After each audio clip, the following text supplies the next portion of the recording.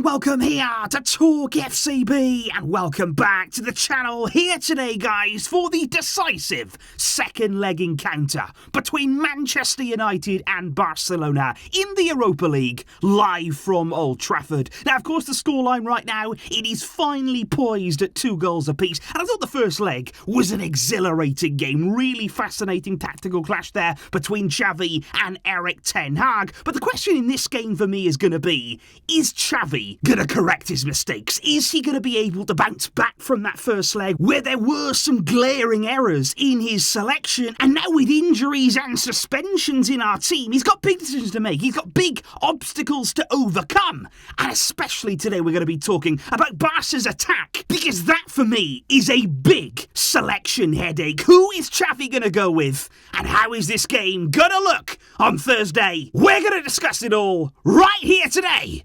So let's do it. Because indeed, guys, today, from the very beginning, let's get one thing straight. Andreas Christensen, he must start this game. That, for me, is non-negotiable. It was an absolute outrage that he didn't play in the first leg. We've all expressed that over the past few days. But if we weren't to play him in the second leg as well, that's unthinkable. He has to be in this team, and not only him as well, because I would personally line up in this game, if I was Xavi, with the back line of Araujo, of Koundé, of Christensen, and with Alejandro Balde. He should return as well, I feel, to the lineup, because I'm not just thinking here about the individual players. I'm not just thinking about what each one of those can show on the field, but I'm also thinking about the collective. I'm thinking about what those four, as a combination, as a back line, have shown us throughout the season. They can go toe-to-toe with anyone, and in a big game like this, you want your best back line, and that's it for me. But of course, one of the big questions is going to be looking at Barca's team, yes, but also how are Manchester United going to set up in the attack in this game? Because against Barca, of course, we saw there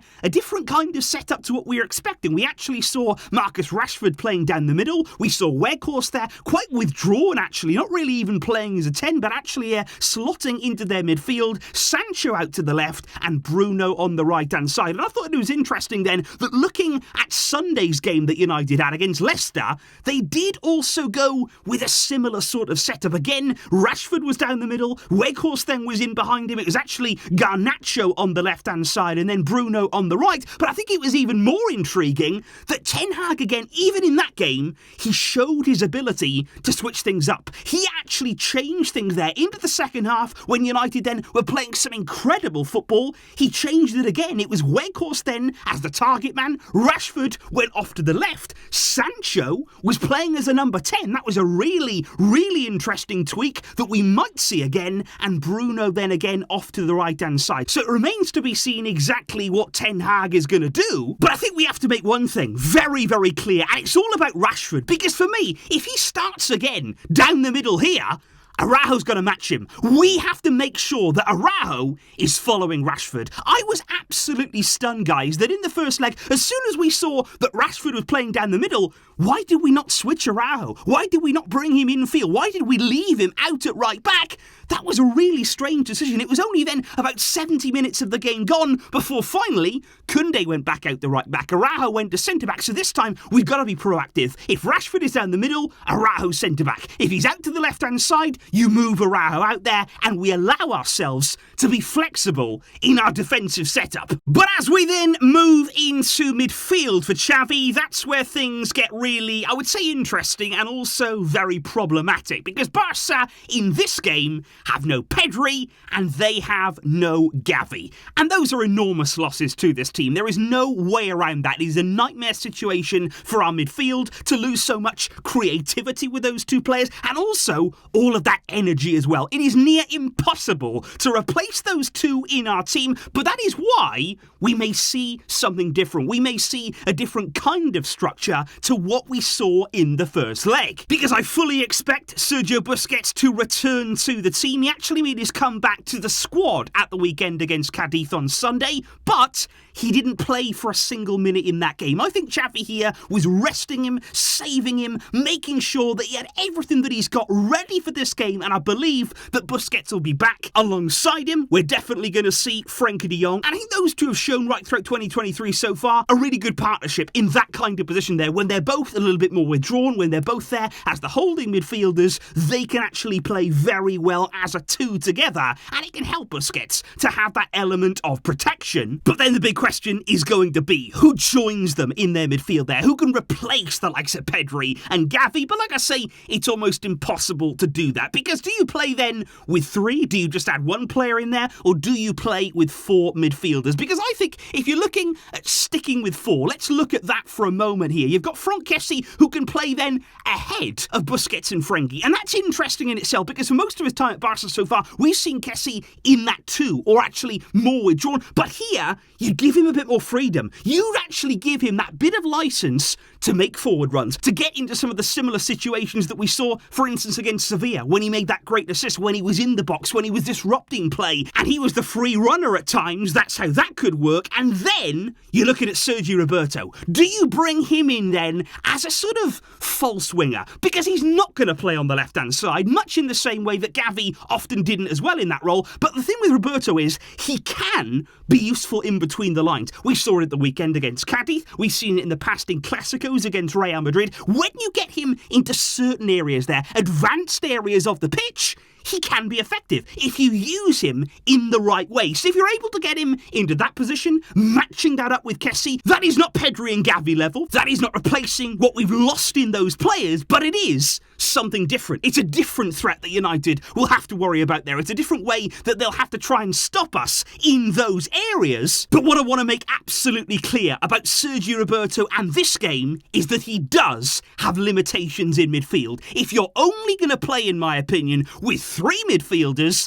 he can't be in that midfield. Because I think there, if you look at the first leg, you watch Roberto, you watch the way that he played for a lot of that game when he was called upon, every single time he's going to receive the ball in this area with his back to goal, he can't do anything. He's going to give you that safe ball every single time. It's going to go back. It's going to go wide. We are not going to see any progression from that area. He does not play well in those sorts of tight spaces. If you're going to use Roberto, it has to be further up the pitch, more advanced, in between the lines, and not picking the ball up deep there. When you are looking, though, at Barca's attack, one thing to note straight away is that Man United's defence will be significantly strengthened by the return of Lisandro Martinez. He's going to make his return there from suspension, which you would imagine then would see Luke Shaw return to his natural left-back role, and Lisandro there would be at the heart of their defence. So for sure, Man United stronger defensively than what we saw them in the first leg. And for Barca, it does get a bit complicated when you're talking about our attacking options. Because on the one hand, you've got Rafinha. Now, he played extremely well against Man United in the first leg. I think he was the driving force behind both of our goals in that game. He was looking to get us back in it. He was full of energy, and he was really frustrated in the end, of course, to actually come off in that game. And then he only played 15 minutes against Cadiz at the weekend. So Rafinha, he's certainly one of your primary options. But then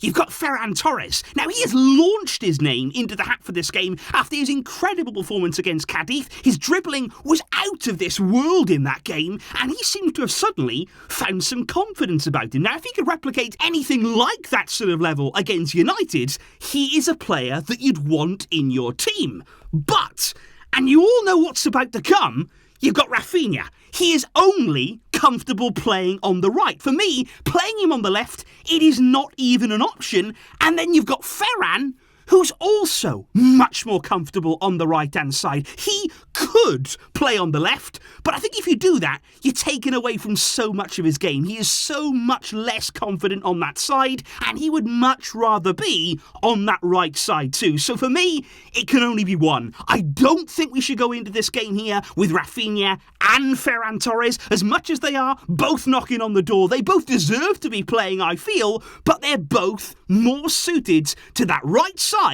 So you can only really play one. Which means that then on the left side, if you do want to go with three, if you want to actually be bold in this game, Xavi wants to take the game to Man United and actually line up with three out-and-out forwards, the option would be Ansu Fati. Now, there's been lots written about this young man over the past few days, past few weeks, past few months. There's a lot of pressure on his shoulders, and he's not feeling at his most confident right now. But what I would say about him, if you were to really place your trust in him for this game and actually say, go on then, this can be your time, he played well when he came on against United. He actually came on there, looked a real threat, very nearly scored actually late in that game. And could this be a big moment for Ansu Fati to snatch, to really thrive if given the opportunity? Because of course he is the only real option if you want to go with an out-and-out forward for us on that left wing. And so I think when you are lining up here, guys, certainly for me, the big choices when you're looking at Xavi's team, it is going to be Ferran or Rafinha on that right-hand side. And then over on the left,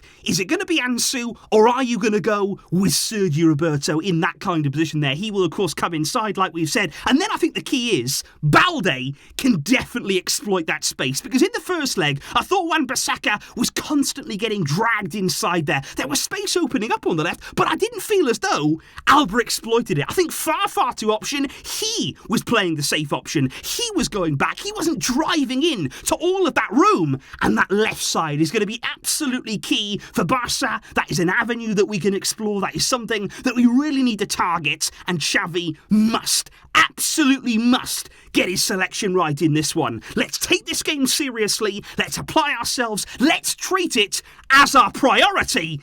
And let's go to Old Trafford. Let's get a win. Let's get through this game. Let's make a statement.